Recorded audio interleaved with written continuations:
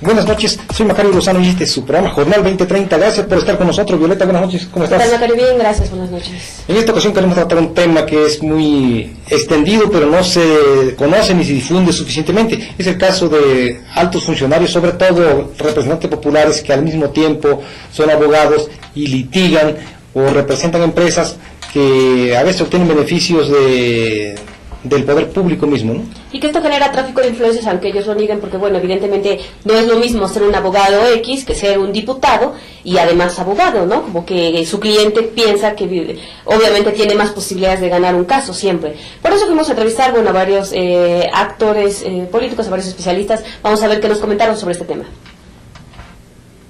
Ok, el delito de tráfico de influencia se encuentra previsto y sancionado por el Código Penal del Estado de México en el artículo 138, el cual me voy a permitir leer.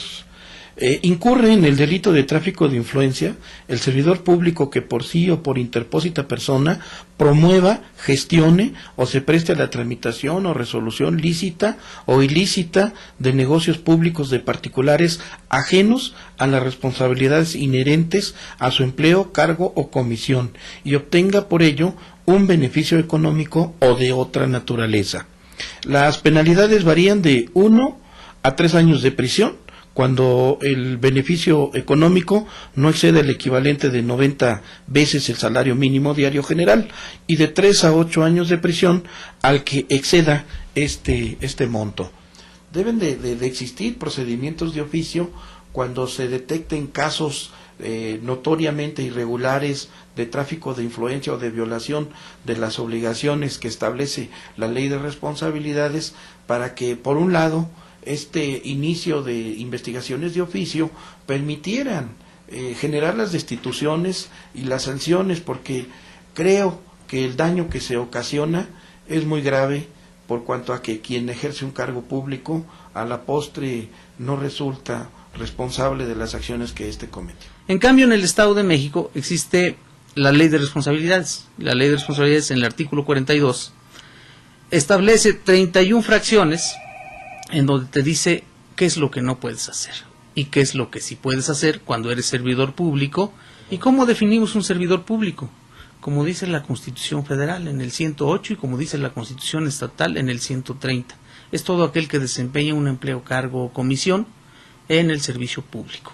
El artículo 42 te dice qué es lo que sí y qué es lo que no puedes hacer, pero específicamente en la fracción 14 dice excusarse de intervenir en cualquier forma en la atención, tramitación o resolución de los asuntos en los que tenga interés personal, familiar o de negocios, incluyendo aquellos en los que pueda resultar algún beneficio para él, su cónyuge o parientes, consanguíneos hasta el 4º grado, por afinidad o civiles, o para terceros con los que tenga relaciones profesionales, laborales o de negocios, o para socios o sociedades en las que el servidor público o las personas antes referidas formen o hayan formado parte. Sin embargo, sí existen casos en donde los legisladores han sido representantes de alguna empresa, ¿no?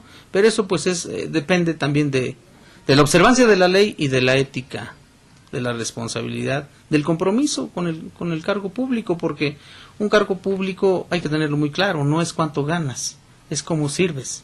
Y es claro que puedes ganar, pues si trabajas aquí debes de tener derecho a una compensación, a un pago, a una remuneración, pero eso no quiere decir que además de ese pago y esa remuneración ocupes el cargo para favorecer a tu empresa, a tu compañero, a tu amigo, a tu socio. Los diputados no podrán invocar, dice el artículo 23, no podrán invocar o hacer uso de su condición de legisladores para el ejercicio de actividad mercantil o profesional. Y el artículo 22 dice, los diputados durante el tiempo de su encargo están impedidos para desempeñar otra actividad remunerada de carácter público, federal, estatal o municipal, incluyendo al sector auxiliar y fideicomisos públicos. Es decir, un diputado no puede ser asesor de un ayuntamiento y cobrar por ello, salvo las de carácter docente y de investigación científica. Tampoco Dice, asimismo, no intervendrán directa o indirectamente, ya sea como apoderados, representantes, abogados o directivos de empresa, respecto de contratos de obra, servicios o abastecimiento con el gobierno del Estado y los municipios. Pues que en este país necesitamos evolucionar, no porque todo le carguemos a los españoles, pero la verdad es que antes de la llegada de los españoles nosotros éramos gente muy honrada, que además el tráfico de influencias se castigaba con dura penalidad, y el tráfico de influencias y otras, ¿no?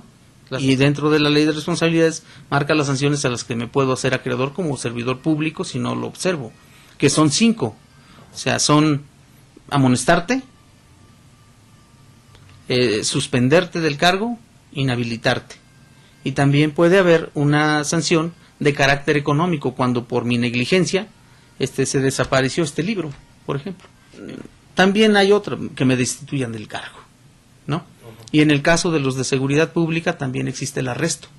¿Diputado federal y todos? Bueno, pues es un viejo anhelo de nuestra legislación, el hecho de normar qué actividades están establecidas que se puedan o no realizar. A mí me parece que no es el primer año, hace muchos años que ha sucedido eso, incluido pues antes de ocupar algún cargo público, pues tienen asuntos pendientes que representan instituciones.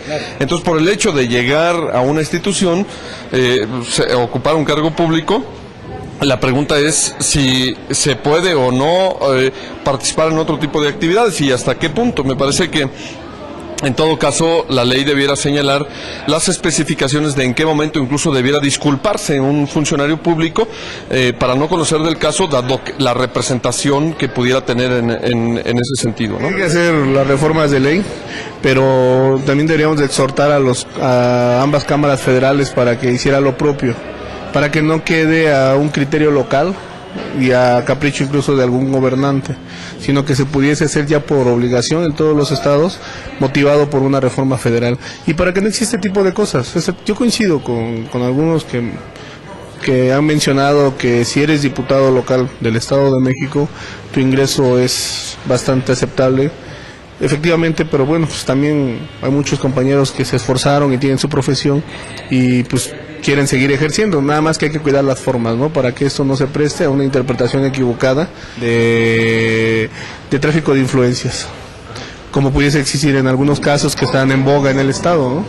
Se puede, pero no se debe, ¿no? Pero mientras la ley lo permita, pues no va a haber ninguna pena ni ningún castigo para quien lo esté ejecutando.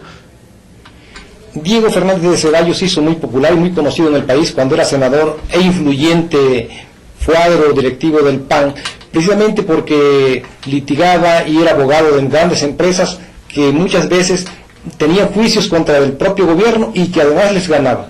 Así es, que esto generó muchas críticas de que tendría que haber una prohibición para que un abogado que tuviera un cargo como representante popular, como servidor público, pudiera desempeñar su profesión. Sin embargo, pues no se hicieron modificaciones a la ley y lamentablemente esto ha generado que existan varios legisladores que sigan desempeñando a la par su función como diputado y como representante legal de algunas instituciones, como sucede con Francisco Garate Chapa, ¿no? En este caso, que es representante del Instituto Tecnológico de Monterrey. Sí, precisamente, y que él en esa condición consiguió una donación muy importante del Ayuntamiento de Atizapán en favor de la institución educativa que representa, pero no es una donación cualquiera, una donación de 3 hectáreas en un área muy cotizada de Atizapán, que así bajita la mano debe costar como 1.500 millones de pesos, un patrimonio municipal que se transfiere a una institución privada de educación, ¿no? Y evidentemente fue más grave el asunto porque él, cuando se hizo esta operación, él era dirigente estatal del Partido Acción Nacional,